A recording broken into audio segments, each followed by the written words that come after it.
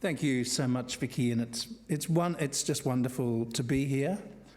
I had planned to congratulate the newly minted Minister for the Arts, John Paul Langbroek. I think I saw his name hovering about the guest list, and I was going to say that his presence would have been absolute proof and testament to the LNP this time round, valuing the cultural and sometimes political worth of literary awards. But he's not here, so we'll move on.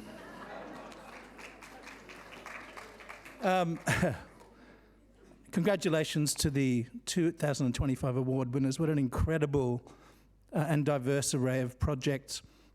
A small disclaimer, this little speech is a warning to anybody who has a writer in the family. I also offer this as support to those writers who have always sensed the great responsibility of truth, its weight and worth, and to those who forge ahead with their work knowing its value may upset people, may challenge popular thinking or convenient histories, or indeed false legacies.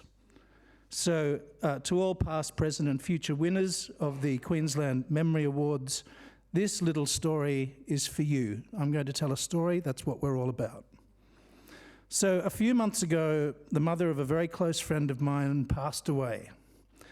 And it became my friend's obligation, along with her brothers, to help pack up the house that her mother and father had shared for 57 years. Her father had decided to downsize, so the house was being sold. My friend started packing up the kitchen and came to a storage space, or what was once known as a display cabinet. In the dining area, the display cabinets were invariably, for a certain generation, repositories for treasured knickknacks like honeypots shaped like Franciscan monks, or ceramic donkeys with saddlebags of salt and pepper.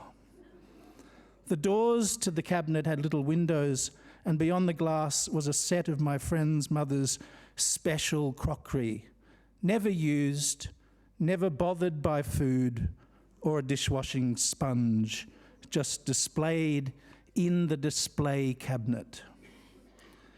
My friend had long failed to notice the fine-boned china plates and teacups and cream jugs huddled in the half-dark inside the cabinet near the air conditioning vent. Now, in the slipstream of death, it was her responsibility to take the crockery from its museum, wrap it in newspaper, and box it up. And for no logical reason whatsoever, she got onto her tippy toes, reached to the back of the top shelf of the display cabinet, carefully lifted the lid of the soup tureen, and felt around inside it like she was drawing a raffle ticket from a high hat. To her shock, she told me she retrieved 12 small black and white photographs of her own mother, aged in her mid-teens, with her mother's first and, as far as she knew, only boyfriend before the arrival of her all-conquering father. My friend decided on a whim to name the young suitor after the brand of her mother's treasured crockery, so he became Albert. In the pictures, she said Albert was tall and thin with a narrow face that carried the sheen of not just young love, but that awkward, goofy plasticity of besottedness that is the province of teenage boys. My friend, also a writer, sent me scans of the photographs. She needed to share her discovery. Her mother looked beautiful, but was still some distance away from womanhood. She may have had an eye on Albert and the future, but you sensed her gaze was still half captured by childhood mischief, dress-ups, and the toy box. As it turned out, my friend's father, a future doctor, turned up on the scene back in the 50s in his black and red Ford Zephyr Zodiac, and Albert, a man who worked with his hands, was replaced and quietly disappeared. The discovery of the secret photograph cache in the soup tureen posed a number of unexpected questions. Why did the mother keep the pictures of her and Albert? Did she still have feelings for Albert across the 60 years of her marriage to the physician? Did the mother lament the relationship into old age and right up to her death? If so, what did that say about my friend's father? Was Albert the mother's one true love? And if so, was the physician settled upon simply as a better life prospect, but forever relegated in her mind to love's reserve grade bench? My friend took those soup tureen photographs, slipped them inside a clear plastic sandwich bag, sealed it, secreted it in her backpack, and squirreled it home without telling anybody. Somehow she knew in the strange way deep truths can be accidentally communicated to children that it would not be appropriate to resurrect Albert after all these years. She intuited that her father still carried with him that horrible, invisible yoke of always having played second fiddle to the man who worked with his hands. It would break my father's heart if I told him about the pictures, she said to me, even after a lifetime with my mother. Of course, this totally fascinated me, how a dozen old photographs pulled from the shadows could suddenly ignite a sequence of questions that went to the very heart of my friend's parents' relationship, which in turn led her to seriously reassess her own life and her own worth. In short, she was left questioning her entire family dynamic and the stories and memories that it was built upon. But this is the funny thing about death. Memories may disappear with the vessel, but more often than not, there's a paper trail, suddenly exposed without its guardian. Documents surface, truths are dislodged or realigned. Some are whimsical and some are shocking. And my friend is not alone. All families are complex. Some have stories based on a false premise, and told often enough, those stories will eventually take the guise of accepted truth and galvanize into undisputed history. Then a writer is born in the family, and that writer senses that the family's origin stories over time don't quite ring true. The floor of the metaphorical family house doesn't feel level. Windows keep jamming. Cupboard doors will yawn open of their own accord. So the writer sifts through the memories. You do this because as you get older, you understand the power of story and memory and the chasmic distance between truths and half-truths. And you realize that repeated falsehoods perpetuated before you were even born can in fact impact your life and shape your attitude towards fact and fiction and determine perhaps a proclivity in yourself or other family members for hiding the truth. Scientists believe there is in fact a genetic condition called pseudologia fantastica, or the need to spin outrageous lies passed on and on. That aside, I was thinking of my friend's story and families in general when I recently wrote this. If you are denied truth from birth, there is a point you reach where you have a choice to make. You can continue living within the orbit of the holders of those concealed truths, but slightly removed, just as you might wish to catch the warmth at the edge of a campfire in the amber glow, but never close to the flames. Or you can go after the truth, working out ways to get nearer to the source without destroying relationships. In this way, you will reach a point where you can't progress any further. you get within sight of that tensile junction of wiring at the heart of all families, that potential incendiary device that, while it may not necessarily keep all the lives attached to it in balance, if the truth remains hidden, the repeated strands of fiction keep everything from flying apart. That raw nest of wiring is the core of the lies. The lies hum along those wires, fiddle and mess with them too soon, and the whole thing will explode. So you wait for 20 years, 30, 40, observing that knot of wiring, understanding it as best you can, appreciating its complexities. Then one day, in a bed, in a windowless room, in a nondescript hospital at the bottom of the world, someone dies. One of the critical wires in that infuriating device is neutralized. And somewhere you hear the soft click, like worn brass on worn brass, of a door opening. The device that fixated much of your life is not only diffused, but suddenly you find yourself unexpectedly standing, trembling, looking into a corridor full of the shadowy, previously unseen truths of your own past. I think to varying degrees, many of us face such moments, and I was confronted by it this time last year when my own dear mother died. We end up at the doorway to the shadowy corridor, and we must decide whether to stop or to step inside. I've spent almost 15 years of my life interviewing thousands of people, preserving memories, fitting them into narratives, filling in gaps in a part of our story, some of it unsavory. Many people did not want that story told.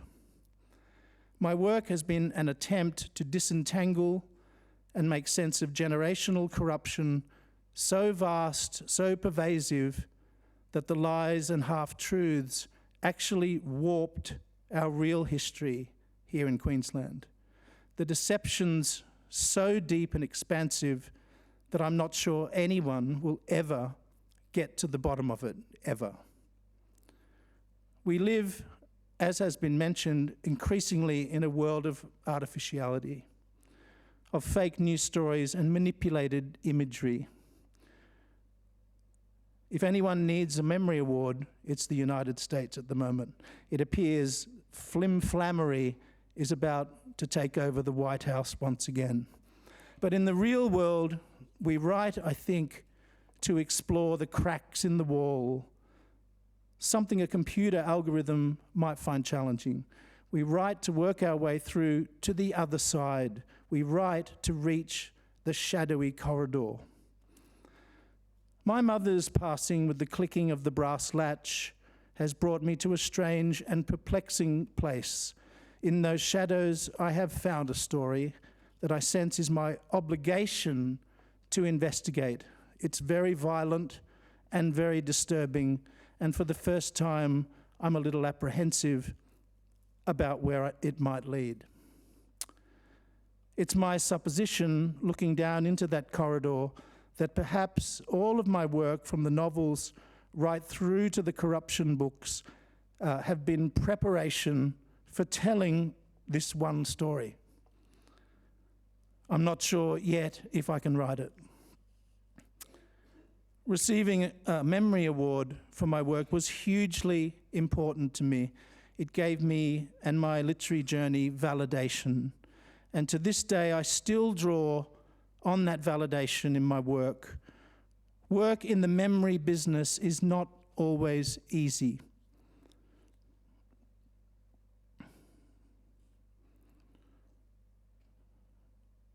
But trust me when I tell you, it is done from my point of view and others I know with a full heart. It is done with a profound love of and commitment to place.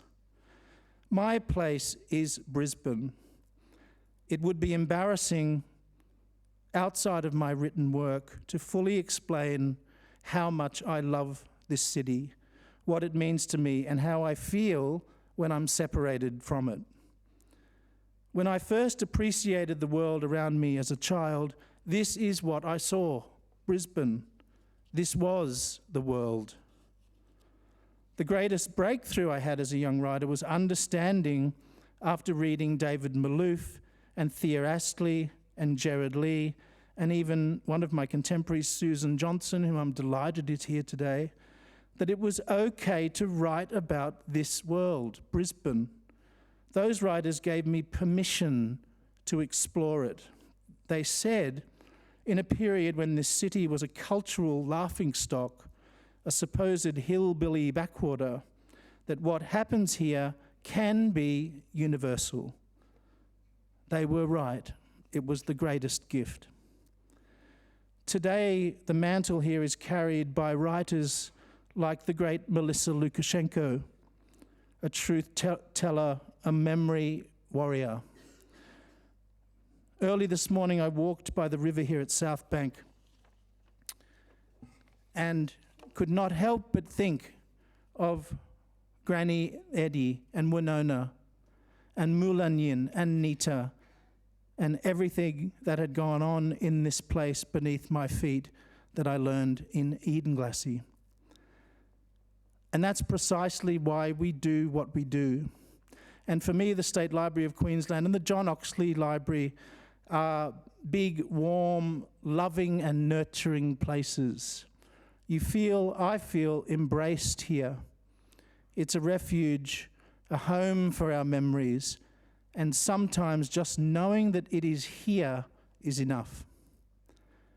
So what of Albert, the man named after a crockery set who once worked with his hands? My friend found a photograph of him on Facebook, of course. He was pictured with his wife and children somewhere in South Australia.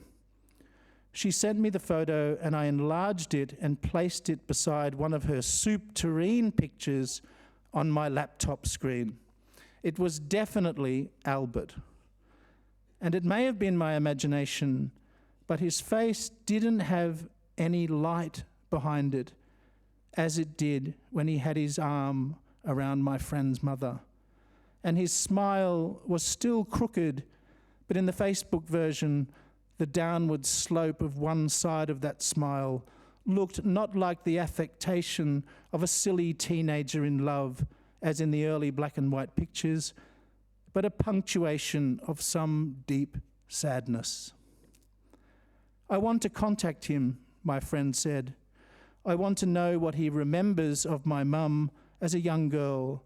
I want to know more about that whole other world of what she was like before she became my mum. No, I said to her, you want to know why she chose your father over this man. You want to know if what your parents had was true. Yes, she said. And you're wondering, I continued, that if it was all a lie, what that means for you and your own relationships, whether you have your mother's capacity to uphold a false premise for an entire lifetime. And on and on and on it goes. My friend was standing at the open door of the corridor. She has yet to decide to walk through. One family out of millions, serious questions about love and identity and truth-telling emerging after 60 years.